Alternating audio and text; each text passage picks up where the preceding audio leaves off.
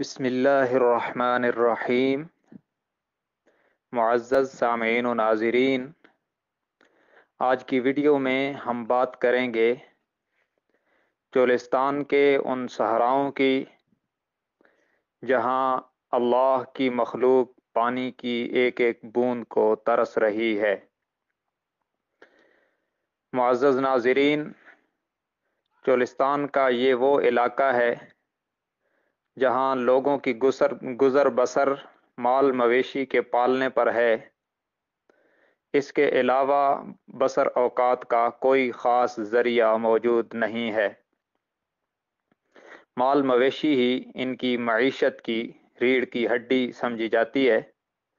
لیکن اس وقت پانی کا اتنا شدید بحران ہے کہ ان کے مویشی گائے، بھیڑ، بکریاں، اونٹ تک پیاس کی شدت میں تڑپ تڑپ کے مر رہے ہیں۔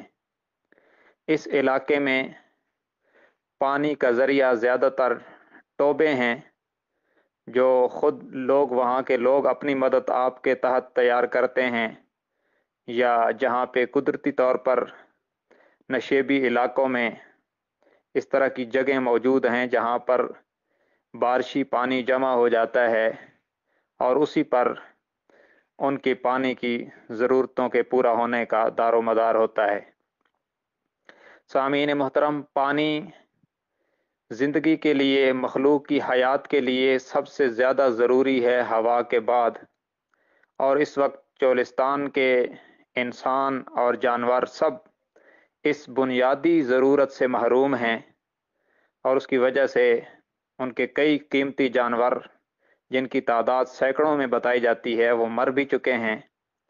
تو اس صورتحال میں حکومت وقت کا بطور خاص فرض بنتا ہے کہ وہ ان کی اس مشکل میں مدد کرے، لیکن افسوس کی بات ہے کہ چولستان میں انسان پانی کے ایک ایک قطرے کو ترس رہے ہیں۔ اللہ کی بے زبان مخلوق پیاس کی شدت میں تڑپ تڑپ کے مر رہی ہے، مگر ہمارے حکمران بیرون ملک دوروں کے مزے لے رہے ہیں، اور ان کی میٹنگیں ہو رہی ہیں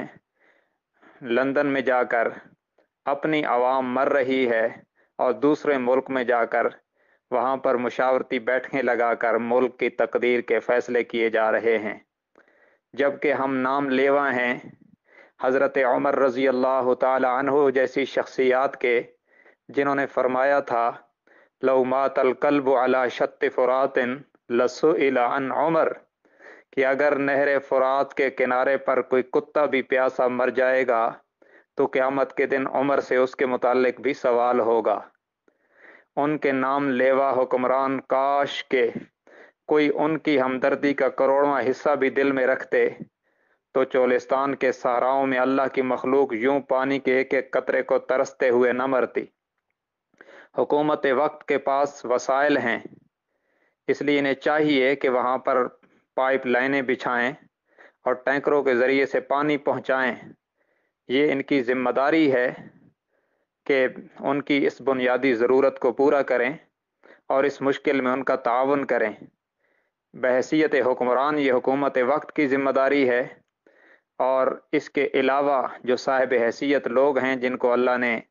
اسباب عطا فرمائے ہیں، اپنے طور پر ان کا بھی فرض بنتا ہے کہ اس مشکل میں چولستان کی عوام کی اور اللہ کی بے زبان مخلوق کی ہم مدد کریں،